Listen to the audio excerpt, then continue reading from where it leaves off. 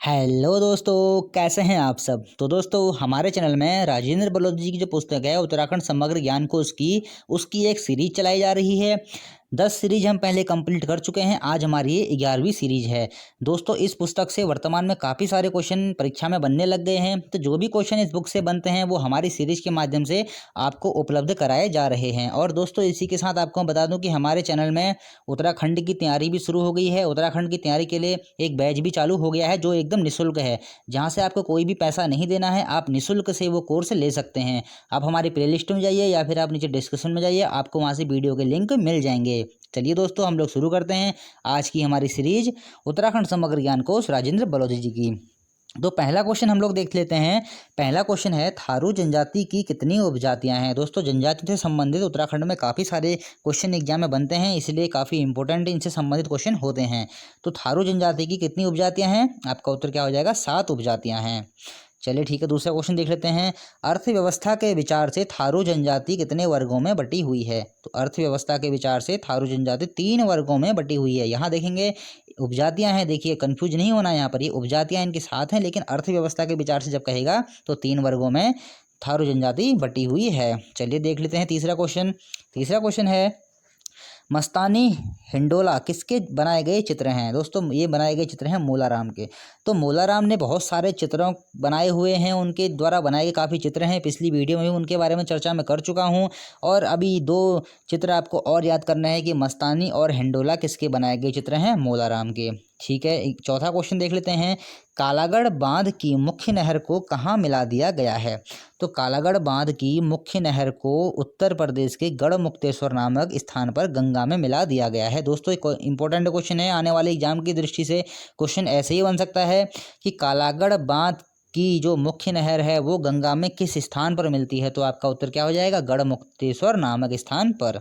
चलिए ठीक है, पांचवा क्वेश्चन देख लेते हैं हम लोग। पांचवा क्वेश्चन है, गंग नहर की मुख्य नहर की लंबाई कितनी है। जो हरिद्वार से गंग नहर निकली हुई है, जो कि कानपुर में जाके मिल जाती है वापस से गंगा में, तो उसकी लंबाई कितनी है। तो उसकी कुल लंबाई है 570 किलोमीटर। चलिए ठीक है, छठा क्वेश्चन देखते हैं। गंग नहर की प्रशाखाओं समेत कुल लंबाई कितनी है। देखिए दोस्तों, यहाँ पर तो सिर्फ प्योर जो गंग नहर की लंबाई पूछ रखी थी, लेकिन यहाँ पर से इसकी प्रशाखाओं की भी लंबाई पूछी जा रही है। मतलब कि जो जैसे मान लिया कोई गंग नहर जा रही है, कहीं से कोई नहर निकाली है, दाएं से कोई नहर निकाली है, बाएं से कोई नहर निकाली है, तो इन टोटल प्रशाखाओं को मिलाकर जो गंग नहर की लंबाई है वह है 5650 किलोमीटर। चलिए ठीक है, देख लेते हैं अगला क्वेश्चन। अगला क्वेश्चन है, वारसू घाटी कहाँ है। तो वारसू घाटी है उत्तरकाशी में। दोस्तों, अभी जब मैं उत्तराखंड का बैच चला रहा हूँ, उसमें जो मेरा छठा चैप्टर जो आया था, वहाँ से मैंने काफ़ी सारी घाटियाँ आपकी क्लियर कर रखी हैं। वहाँ से आप जाके देख सकते हैं, आपको लिंक नीचे मिल जाएगा। ठीक है, सातवां क्वेश्चन हमारा क्या था कि वारसू घाटी कहाँ है। वारसू घाटी है उत्तरकाशी में। आठवां क्वेश्चन है, आठवां क्वेश्चन देख लेते हैं हम लोग। रूपकुंड में नर कंकालों की खोज सर्वप्रथम कब हुई थी। तो रूपकुंड में नर कंकालों की सर्वप्रथम खोज हुई थी 1942-43 में भारतीय वन विकास निगम के द्वारा। ठीक हो गया, लेकिन एक चीज़ और देखेंगे इसमें कि रूपकुंड के रहस्य को प्रकाश में लाने का श्रेय किसे है। तो ध्यान रखेंगे दोस्तों, अलग अलग चीज़ें हैं दोनों। तो ये तो इनको श्रेय मिलेगा स्वामी प्रणवानंद को। यहाँ पर प्रणवानंद कर लेंगे आप, यहाँ पर एक मात्रा लगा लेंगे दोस्तों प्रणवानंद में। तो देखिए, अलग अलग क्वेश्चन है। रूपकुंड में नर कंकालों की खोज सर्वप्रथम हुई थी 1942-43 ईस्वी में भारतीय वन विकास निगम के द्वारा, लेकिन रूपकुंड के रहस्य को प्रकाश में लाने का श्रेय किससे जाता है, स्वामी प्रणवानंद को। चलिए ठीक है, देख लेते हैं 10वां क्वेश्चन। 10वां क्वेश्चन है, सिडनी स्मिथ ने फूलों की घाटी को सर्वप्रथम 1931 में देखा था। वह पुनः एडिनबरा बोटानिकल गार्डन की तरफ से कब, मतलब वहाँ गए थे फूलों की घाटी में। देखिए, पहला क्वेश्चन तो ऐसा बन जाएगा दोस्तों कि फूलों की घाटी वर्तमान में है कहाँ। पहले तो आपको ये याद रखना है कहाँ है, चमोली में। और फूलों की घाटी में सिडनी स्मिथ या फिर कहीं फ्रैंक स्मिथ सर्वप्रथम कब गए थे, उन्होंने उसको कब देखा था या उन्होंने वो कब खोजी थी, ये भी आपको याद रखना है, 1931 ईस्वी में। लेकिन वह पुनः एडिनबरा बोटानिकल गार्डन की तरफ से कब गए थे, ये भी इंपॉर्टेंट क्वेश्चन है दोस्तों। तो वो कब गए थे, 1937 ईस्वी में। चलिए ठीक है, 11वां क्वेश्चन हम लोग देख लेते हैं। फ्रैंक स्मिथ ने वैली ऑफ फ्लावर नामक पुस्तक कब लिखी? तो इन्होंने यह पुस्तक लिखी थी 1937 ईस्वी में। पिछली वीडियो में भी मैं कुछ ऐसी पुस्तकें बता चुका हूँ जो इंपॉर्टेंट हैं, उनका प्रकाशन कब हुआ था आप देख सकते हैं पिछली वीडियो में। चलिए ठीक है, 12वां क्वेश्चन, देहरादून में आईटी अकादमी की स्थापना किस कंपनी द्वारा की जा रही है? तो की गई है या की जा रही है? तो यह की जा रही है माइक्रोसॉफ्ट कंपनी के द्वारा। दोस्तों मोस्ट इंपॉर्टेंट क्वेश्चन है, देहरादून से काफ़ी सारे वहाँ संस्थान हैं, काफ़ी सारी अकादमी है, तो वहाँ से क्वेश्चन बनते रहते हैं। आपको ये भी याद रखना है कि देहरादून में आईटी अकादमी की स्थापना माइक्रोसॉफ्ट कंपनी द्वारा की गई है। 13वां क्वेश्चन है, नरेंद्र नगर में आईटी अकादमी की स्थापना किस कंपनी द्वारा की गई है? तो देहरादून में तो माइक्रोसॉफ्ट है, ध्यान रखेंगे यहाँ पर कंफ्यूज नहीं होंगे, लेकिन नरेंद्र नगर में है एचपी कंपनी। ठीक हो गया। बढ़ते हैं 14वें क्वेश्चन की ओर। दोस्तों आपको एक बात और बता दूं, हमारे चैनल में आधुनिक भारत का इतिहास भी चल रहा है, जो काफ़ी आगे हमारा कोर्स निकल गया है। आप वहां से जाके आपको बहुत अच्छी से हमने जो वीडियो बना रखी है, 4-5 बुक्स से जो नोट्स कवर करके वहां से वीडियो बना रखी हैं, आप वहां से जाके देख सकते हैं। चलिए ठीक है, 14वां क्वेश्चन है हमारा, राज्य में आरोही परियोजना किस कंपनी के सहयोग से चलाई जा रही है? तो देखिए आरोही परियोजना आ गई है हमारी, ये किस कंपनी के सहयोग से चलाई जा रही है?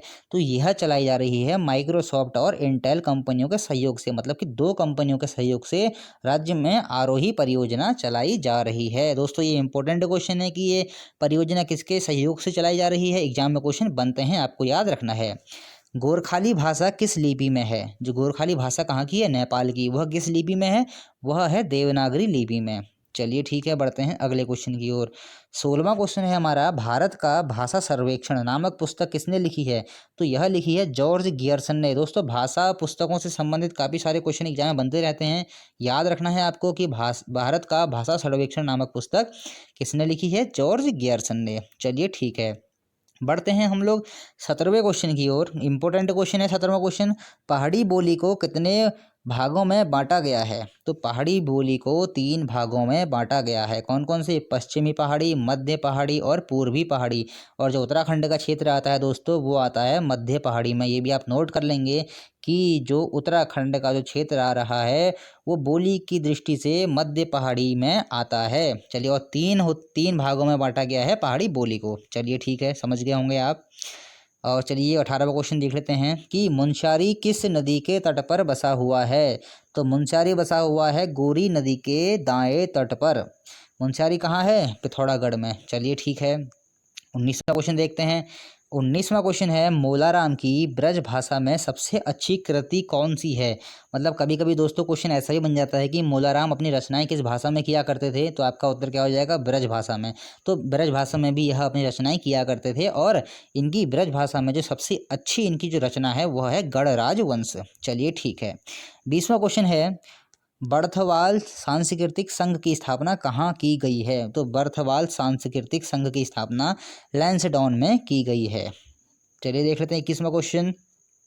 21वां क्वेश्चन है दोस्तों, ज्योंधार ग्लेशियर कहाँ है? तो ज्योंधार ग्लेशियर वर्तमान में उत्तरकाशी जनपद में स्थित है। 22वां क्वेश्चन है, हनुमान जी की माता अंजनी का प्राचीन मंदिर कहाँ है? तो हनुमान जी की माता अंजनी का जो प्राचीन मंदिर है वह वर्तमान में कहाँ है? औली में। औली से इससे दोस्तों 1-2 बार क्वेश्चन बन भी चुका है एग्जाम में, आपको याद रखना है, औली से ही पूछा जाता है ये। तो अगला क्वेश्चन है 23वां क्वेश्चन, कर्णवा आश्रम व कर्णवाश्रम किन 2 पर्वतों की गोद में बसा हुआ है? मोस्ट इंपॉर्टेंट क्वेश्चन है दोस्तों, इससे काफ़ी सारे एग्जाम में क्वेश्चन बनते रहते हैं, तो आपको याद रखना है कि कर्णवा आश्रम किन 2 पर्वतों की गोद में बसा हुआ है? यह बसा हुआ है हेमकूट और मणिकूट पर्वतों के मतलब उनके बीच में, या फिर कहें कि गोद में। चलिए देख लेते हैं 24वां क्वेश्चन। 24वां क्वेश्चन है, उत्तरकाशी जनपद का अंतिम अधिवास कौन सा है? तो उत्तरकाशी जनपद का अंतिम अधिवास है ओसला नामक जो गांव होगा या फिर कहीं कोई स्थल होगा, वही है वहाँ उत्तरकाशी जनपद का अंतिम अधिवास। दोस्तों बहुत ही इंपॉर्टेंट क्वेश्चन है, यही क्वेश्चन आजकल ऐसे ही क्वेश्चन टेढ़े मेढ़े एग्जाम में पूछे जा रहे हैं, आपको याद रखने हैं। अगला क्वेश्चन आ रहा है कि वाइट वाटर वंडर, दोस्तों अंडर नहीं होगा, ये वंडर होगा, थोड़ी टाइपिंग में थोड़ी मिस्टेक हो गई है, आप इसको वंडर कर लेंगे कि वाइट वाटर वंडर किसे कहा जाता है। तो वाइट वाटर वंडर किसे कहा जाता है? कौडियाला को। और कौडियाला किस चीज़ के लिए फेमस है? रिवर राफ्टिंग के लिए। ये ऋषिकेश बद्रीनाथ मार्ग पर पड़ता है, गंगा नदी के तट पर। याद रखेंगे दोस्तों, कई बार ऐसा क्वेश्चन बन चुका है कि कौडियाला किस कारण से फेमस है, तो वहाँ रिवर राफ्टिंग के काफ़ी अच्छे जो है वहाँ बना हुआ है, तो इसीलिए वो फेमस है। और ऋषिकेश बद्रीनाथ मार्ग पर यह पड़ता है और इसको वाइट वाटर वंडर भी कहा जाता है। चलिए ठीक है, 26वां क्वेश्चन देखते हैं। 26वां क्वेश्चन है, उत्तराखंड में कृष्ण भगवान की केसीवद मूर्ति कहाँ से प्राप्त हुई है?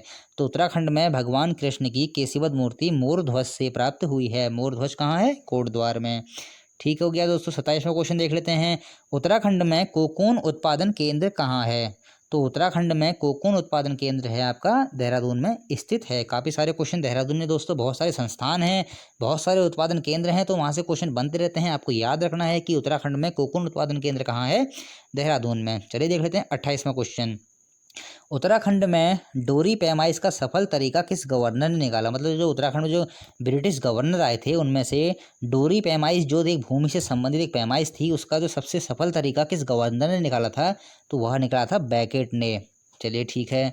और 29वां क्वेश्चन है दोस्तों, 29वां क्वेश्चन देख लेते हैं। 29वां क्वेश्चन है, एक डोरी को किस नाम से जाना जाता था? जैसे मैंने अभी बताया ना कि जो डोरी पैमाइश का सबसे सफल तरीका निकाला था बैगेट ने, लेकिन उसमें एक डोरी को किस नाम से जाना जाता था? तो एक डोरी को जरीब नाम से जाना जाता था। चलिए ठीक है।